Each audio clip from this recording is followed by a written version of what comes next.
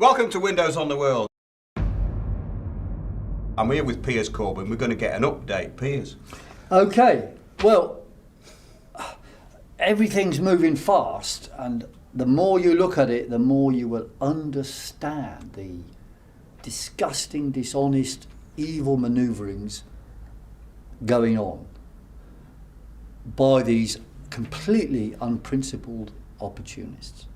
Now, it beggars belief what's been happening in the last few days as to how the BBC and the plotters against my brother Jeremy totally misrepresent the actual rules under which these elections have to take place.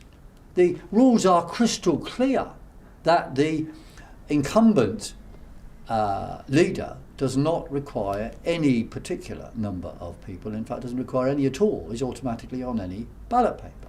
Now, I think the point is that these Blairites are actually out of touch with reality. They are deluded. They think, because they can talk to each other in their nice little Westminster bubble, and they used to be respected, they think that whatever they do, they will be respected. But that is not the case.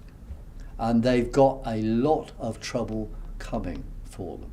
I mean, you know, there will be moves to deselect people that have lied. There's already a no confidence motion in her own constituency, or agreement of no confidence in Angela Eagle. So how she can talk about representation of people, I do not know.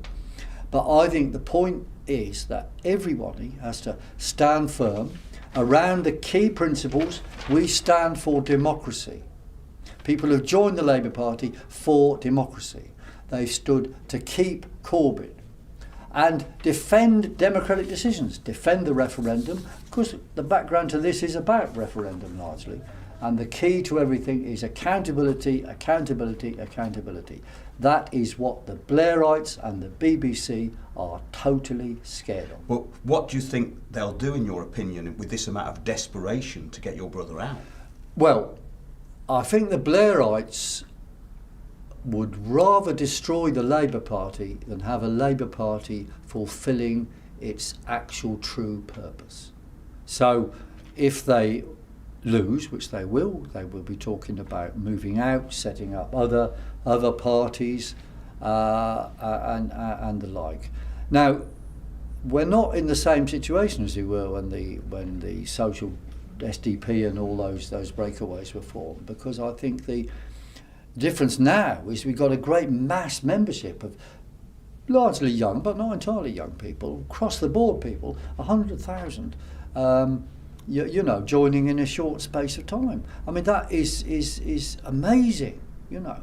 And those people, they pretty well know what they want. They certainly know they don't want this anti-democratic manipulation. They want transparency, open government, accountability, accountability, accountability. And I believe those people, and I'm one of them, of course, are going to fight for that all the way. And, you know, I think the outcome will be Jeremy will stay leader, there'll be a general election, and then he could get elected as the only honest politician around.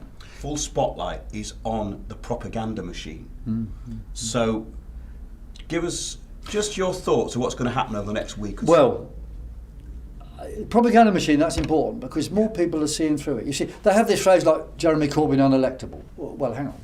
He's actually, all the tests, he passed them, or his party, or the party with him, passed them with flying colours and got, you know, increased votes. Well, it was incredible because this Angela Eagle goes on Andrew Neil's show, and she says, well, he's been a very poor leader. Well, in what respect? See, when they have the use the word poor leader or unelectable, they mean cannot be corrupted. That's what they mean. Cannot be manipulated. Because they want to work in a bubble. They want people that will work with them in a bubble. And that is their key problem.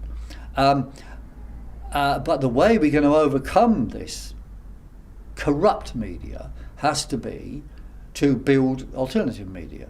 And also have demonstrations outside the lies that come out of the BBC. We should have demonstrations outside BBC headquarters or other TV companies to show what lies there are and generate a real alternative media and understanding. We're not trying to build a narrow movement. We're trying to build a broad movement that's standing for pretty basic stuff, you know. I mean, this isn't extreme stuff by any logical stretch of the imagination, but it is extreme for the Blairites who want to work for international Wall Street capital and all the plunder and lowering of living standards and asset stripping that entails. Right? And we've got to bear in mind, you know, we've got to be part of a bigger democratic picture where we're fighting for people's rights, decent housing for all, accountability from below. Exactly. That's a great point, Piers. And until next time, keep watching those, watching us, watching the Propaganda Puppet Show, and we'll see you soon.